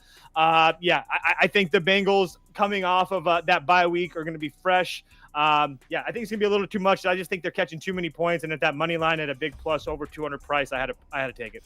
When I was talking, a bunch of comments said Deebo is out. I don't know if I miscommunicated. I was saying that. I was saying the 49ers offense can't be trusted without Deebo Samuel on the field. I don't know. That's what I heard you say. Oh, all right. Just making sure I didn't say the wrong thing. That's what I meant, is Deebo is out, and I don't trust the 49ers as much. That's how I heard it, at least, because I would have said that, too, because that was one of my points. So, a couple of quick notes here, too, just from the beat writers. Joe Burrow told the beat writer 2 days ago that he feels close to 100%. This has been something he's been very open about this year, is that his cap has been bothering him. So he's been open and transparent about that. The fact that he claims he's close to 100%, I think a big deal. They also asked him what the urgency level is in this game, and he said, quote, very high, which, again, Joe Burrow, I mean, like players make comments to the media all the time, but you're going to play on national TV, your team has struggled, you've been hurt, like, it's similar to the Ben Simmons situation. If you guys have been playing any NBA, like, I don't think someone goes in Esquire magazine and says they want to be an all-star if they don't feel good physically. I don't think Joe Burrow comes out and makes some of these bold-ish comments if he doesn't actually feel a lot better than he did 2 weeks ago. Yeah, that's a good point. Good point. But let's move on. So our poll is favoring Cincinnati. So Ed Sheeran is truly on a 49ers island by himself there. 50% of our viewers taking the points with the Bengals, 39% laying them with San Francisco. Over-under is pretty split. 2 games remaining, just 2 games remaining. This one, Kansas City at Denver, and this has got to be one of the worst games on the board. Is it still at an even 7, Toast? I can't even fucking find that game on my thing. I remember my first time using the internet also. No, it's because it's way up because I've already made a bet. 7-46 across. 7-46 across. So I'm just gonna go first because like I don't think I can stress how. Oh, whoops. Let me get my my bad. Messed the graphics up there. So I don't think I can stress how little I care about this one. I have the Chiefs money line in a parlay. I'm going to put Denver +7 on this screen, but I want everyone to listen. I'm not advocating for you to bet Denver +7. This is just the side. If you put it, this is a pick against the spread pick'em show. So I'm putting my against the spread pick here. I'm not betting this. I have Chiefs money line in a parlay. But at a full 7 in the snow, it is snowing, right, Toast? Toast? Yeah. Yes. All right, so it is snowing. Yes. Full 7. This is so disgusting. I almost want to just take it down. Yeah, I have Chiefs money line in the parlay. I guess against the spread, I would take Denver. They always seem to keep it close with the Chiefs. Even a couple weeks back, Denver played one of the worst games we've ever seen them play. Well, actually, their defense was all right. But offensively, that was like the worst game I've ever seen the Denver Broncos play. And they still almost covered. It came down to the wire. They missed by the hook. So it's still almost covered despite that. So, yeah, I'll take the 7, but I'm not going to advocate for you to do so. Ed Sheeran. Yeah, you could put the under on there for me. I'm heavy on the under. I love snow games. I said it the other day in the office, and you laughed at me for it. Love snow games, and unders hit usually in snow games. This is the. I'm laughing at you as well. This is a. I did roast him for that. I roasted him for that. He did. No, he did. Yeah. This is a Chiefs team. I'm not betting on the Chiefs to cover many more games this year because I'm against that completely. But yeah, I'm. The under here, a team that obviously the Chiefs want to throw the ball in the snow, not going to be great. We talked about Pat Mahomes. They're saying he has an illness. Like, that does kind of scare me, playing in the snow with an illness. That's not great. A team that has to now run the ball. Isaiah Pacheco is good. Broncos have not much running either. Like, yeah, I'm taking the under. I don't think there will be a lot of points in this game. Yeah, he was like, I love snow I have one games. question, Ed. I'll bring Toast up. Would you because he has something to say. be more comfortable? Would you be more comfortable with him sick in the sun as opposed to sick in the snow? Yeah, no, I don't like anybody sick in anything, but yeah, in the snow, it scares me particularly. Okay. No, I just wanted to make sure. The sickness is even worse in the snow. You heard him. Well, they said he has the flu. That doesn't help. Like, I'm just fucking with you, bro. Come on. If you're going to take Beaver spot, you got to take it a little bit. At work on Wednesday, he was like, I love snow games. Hey, we got one last night. It was like, bro, what did you just say? Toast, what are you doing here?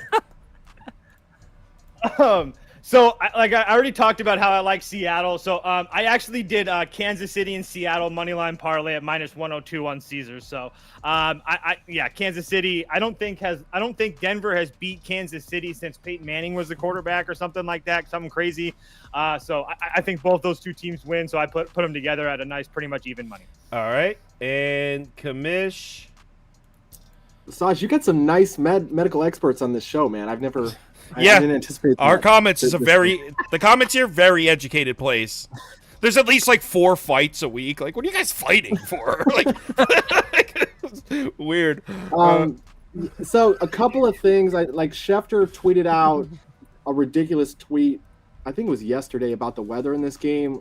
Roto-Grinders meteorologist came out and put together a big thread about how that was basically an asinine tweet. He expects the weather to have almost no impact on this game. It has snowed a ridiculous amount leading up to this game, but it's supposed to be pretty much over by kickoff. It is going to be 20 degrees. I don't know about the flu and if it's worse than 20 degrees or 30 degrees or what, but it's. Do we have a licensed physician in the comments? Doctor here. Got a doctor on the plane. You need to call Dr. House. But Mahomes, I think someone in your comments said it too, but Mahomes has been getting some pretty heavy IV treatments the last couple of days. I think you could take that both ways. One, if you've ever taken an IV, that shit is amazing. That it smacks. You feel so much better right away. But also, sadly, I have. But if you're taking IVs, you must have been down pretty bad, would be my guess. I think this game, it's tough. Nick Bolton, one of the best linebackers in the league, out for Kansas City. He got hurt last week. I think that'll be a notable loss for Kansas City. That being said, this is the most balanced Chiefs team that we've seen in the Mahomes era. Their special teams is elite. Their defense has been elite. Trent McDuffie is the real deal at corner. The offensive line has played well. Travis Kelce has been fantastic after that early season scare with his knee injury. I think the safest way to play this, and Toast, I think, has it great. If you find another game that you're really confident someone's going to win, take the Chiefs' money line, avoid the spread here. I could see this game getting a little weird with Mahomes being maybe not at 100%. The weather, again, I don't think it's going to have a huge impact based on what the guys at RG are saying, but I mean, it's still 20 degrees. 20 degrees, it's tough to be at 100% in 20-degree weather. So I could see maybe an ugly backdoor cover here or like a push on a 7 spread. So I would personally take the Chiefs money line in this spot. Far better football team. Denver has been arguably the worst team in football outside of Carolina all season. There's been nothing to the contrary. I think if Denver doesn't somehow beat Green Bay last week because Jordan Love doesn't know how to check a football down, Denver's an even bigger underdog here. So I think the Chiefs money line is probably the safest way to play this. Yeah.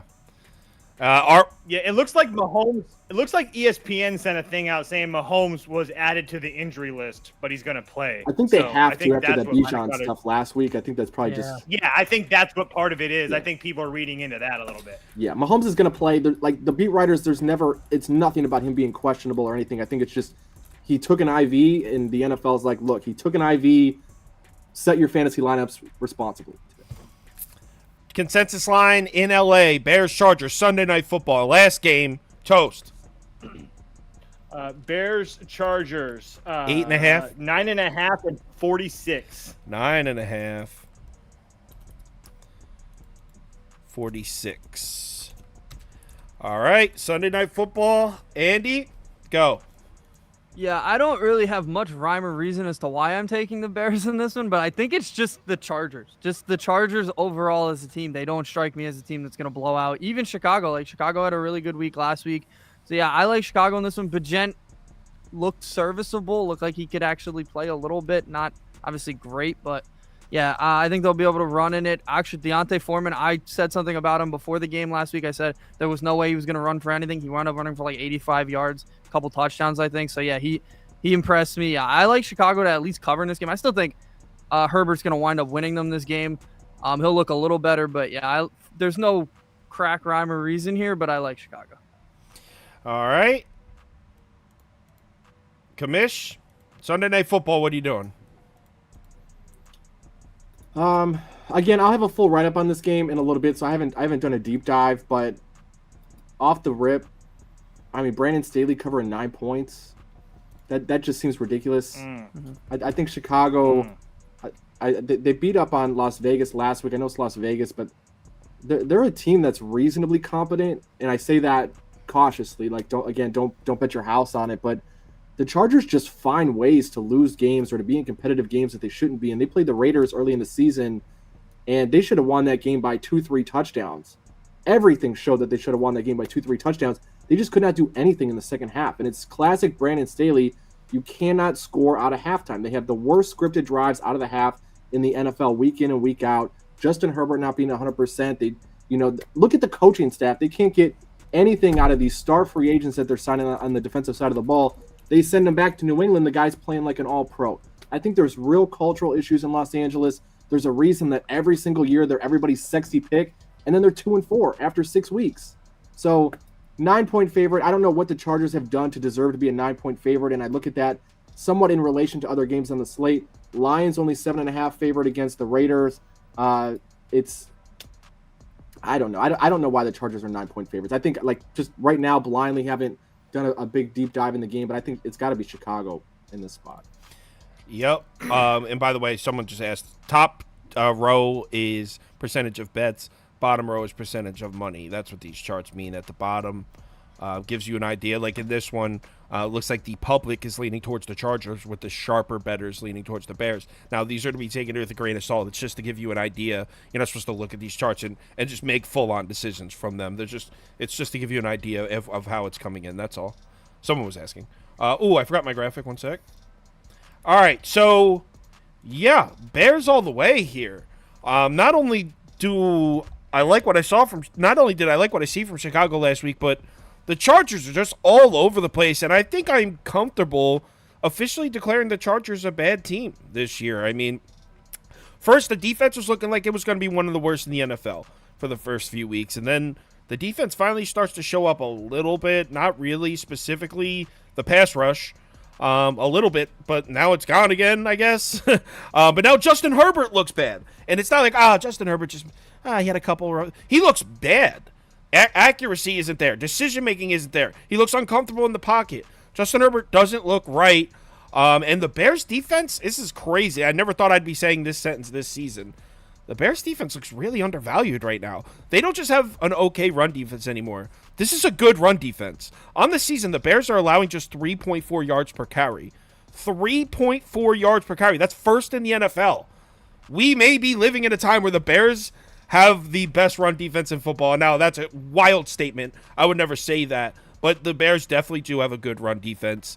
And yeah, the secondary has been bad, has been beatable, but they've also been injured, and they're getting some pieces back. I believe Eddie Jackson's back at safety. I actually think the entire secondary is back except for Jaquan Brisker at safety. So they're missing one safety, and that's the healthiest this secondary's been all season. Every single week when I put the injury graphics up, the Bears secondary is wrecked. This week they're only missing one safety, so it's the healthiest they've been. And on the other side of the ball, look, Tyson Bagent, man. I mean, he's doing exactly what you want your backup quarterback to do if you're a head coach. Just don't screw it up. Just don't screw it up, man. Go out there, protect the football, take what's there, don't take dumb sacks, don't turn the ball over. And that's exactly what he did, and he looked pretty good doing it. He also used his legs a little bit. And the fact that he gets the ball out quick is just another plus, helps neutralize the Chargers' pass rush, which, in my opinion, is the only really alluring part of this defense, other than a couple pieces in the secondary. Roschon Johnson back at running back. I think the Bears are a live dog. I swear I think they might win. Now, obviously, the Chargers are the type of team where if everything lines up, if Justin Herbert shows up, the pass rush shows up, that they could win this game by 20 points. But so far, nothing's been lining up. So at 8.5 points, 9.5 points, I'm taking the Bears.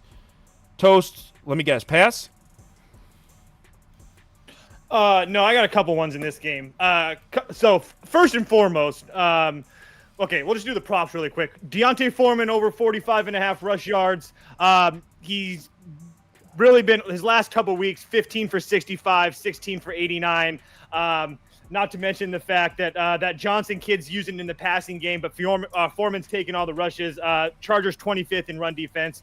Shouldn't be that good. And then I did that Tyson Beignet kid, whatever it is, under 204 passing yards. But the thing is for me is that I want to talk about Justin Herbert, okay? If you're betting the Chargers and you're betting them as the full game, you're doing it wrong, and you've been doing it wrong for a long time. Okay, you cannot bet the Chargers full game. You bet the Chargers in the first half. Justin Herbert, 11-3 in the first half in night games in his career. He's one of the best first half quarterbacks in the NFL. Herbert, the number 32, 24, 1 ATS. That's fourth best in the NFL. But in the second half is where you start to make the money with Justin Herbert because he's terrible. Justin Herbert, 16, 35-5 against the second half spread in his career. Since 2005, he's 247th out of 250 quarterbacks in ATS profitability in the second half. He just can't hold a lead. It's really, really bad. He's 1-9 ATS in the second half in night games. Look, I'm bet those two props. Wait for the second half. Bet the Bears. It's really that easy. Just fade Justin Herbert in the second half of games. That's all you have to do. That is wild. You will continue to make that is wild. 15-34 against the spread in the second half for Justin Herbert. Just terrible. One of the worst of all time. As you were saying that, I mean, that's phenomenal information. And I pulled up their team total too because it made me think. Because I've noticed that too. Like I said, they can't ever score out of the half. It seems like their team total. 27.5 everywhere. It looks like 28.5 on points bet. They haven't scored more than 28 points since week 1. Yeah. Yeah, and I mean, that was another thing. A 2-4 team as an 8 A 2-4 team is an 8.5-point favorite. The Chargers have yet to win a game by 9 or more points this season. They only won those games, 3 of those games last year by 9 or more. So it's not like at any point this year or last year the Chargers are winning by 10 points or more. All right, let's get to the community teaser. For those of you that are new to the show, we vote on a teaser together, and then we all bet it together, and we usually all lose it together. Let's get it started here because it's getting close to it's 12:34. So let's get it started. So community teaser. We're gonna do the. What is Toast yelling? Was he not talking to us? I have no idea. It didn't look like he was. All right. Let me get my windows on my screen correct here. NFL. All right, here we go. First game. I got to remember who they voted for. Rams, Cowboys. They voted Cowboys, so that'd be Cowboys money line. Vikings, Packers. They voted Vikings. Vikings are 1-point favorites, so that'd be Vikings +5. Falcons, Titans. They voted Falcons, so that'd be Falcons +3.5. Patriots, Dolphins, they voted Dolphins. So that'd be Dolphins -2.5. All right, first leg of the community teaser. Cast your votes. Kamish, Toast, Andy, any additional props you want to share while they vote? I was going to let Toast go first, but I can't hear him. I think we might have lost Toast. Andy? I can't hear him. I just had one. I had an anytime touchdown prop. I don't know if you guys do those much, but I have Saquon today, anytime touchdown. I think the only way they're going to win that game is he does a lot, and I think he'll get in the end zone once. That was really the only player prop I had today. Okay, Saquon. All right, and pull the. Am I frozen? You're back now. You were frozen for back. a second. Oh, okay. First line. Diamondbacks, game 3 of the World Series. Sorry, You like D-backs money line? Yeah. All right, D-backs money line. That's what Toast likes. All right, next up, we got Texans, Panthers. They like the Texans, so that's Texans +2.5. Jets at Giants. They like the Giants, I think. No, they like the Jets. They like the Jets in that one, so Jets +3. Jags at Steelers. They voted. Who did they vote for in that one? I think the Jags. Yeah, I think it was the Jags. So we'll go Jags +3.5. Saints at Colts. They voted Colts, so Colts +8. All right, second leg of the community teaser. Cast your votes.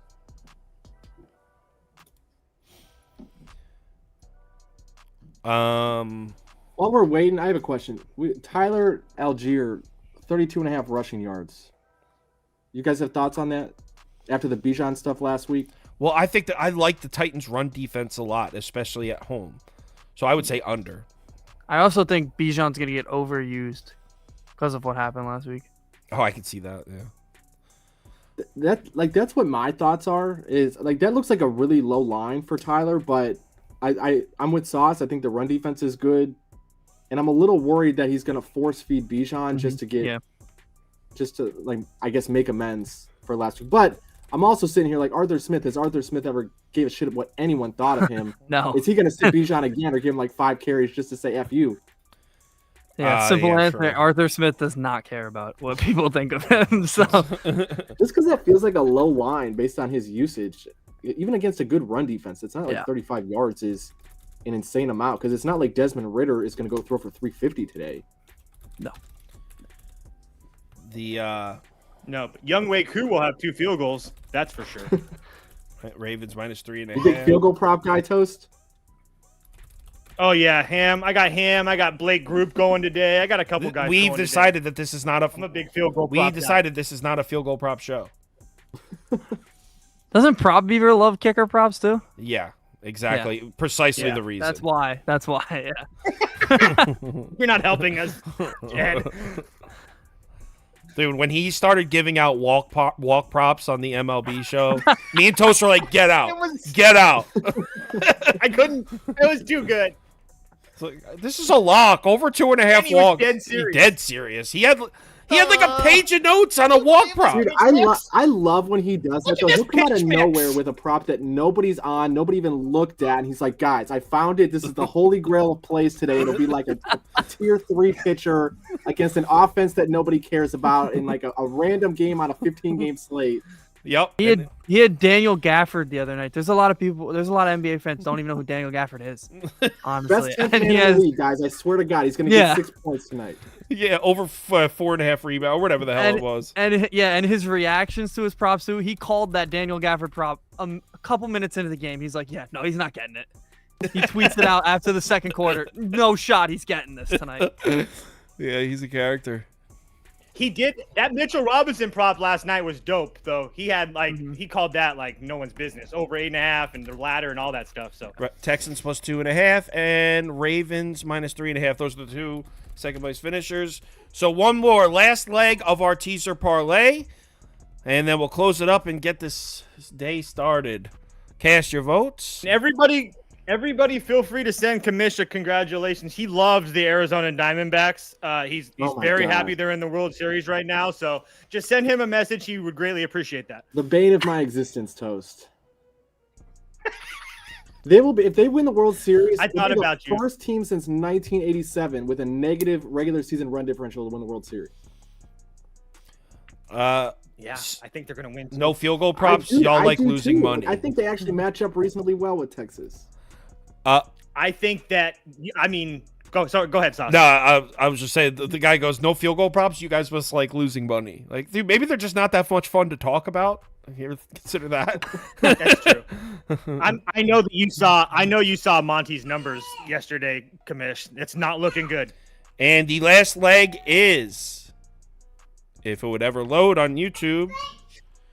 Come on now, what's the last leg of our teaser?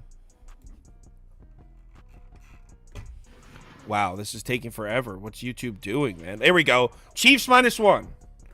Chiefs -1. So our teaser is Toast. What are the odds on these again? The 4-pick? Plus 160. Plus 160. Oh, a 4-team. It's Yeah, even that better. didn't sound Shit. right. I'd have to So look. it's Hold on immunity now. teaser. Cowboys money line. Jags plus 3.5. Eagles -1. Chiefs -1. Are we finally going to hit one of these as a unit? You remember in baseball, our community parlay was freaking hot for a little bit there. Let's get these hot. So who ruins It's still it? I mean, 260. the Cowboys It's don't 260, ruin it. not 160. The Cowboys don't ruin it. Out of this, I would say I could see the Eagles ruining it.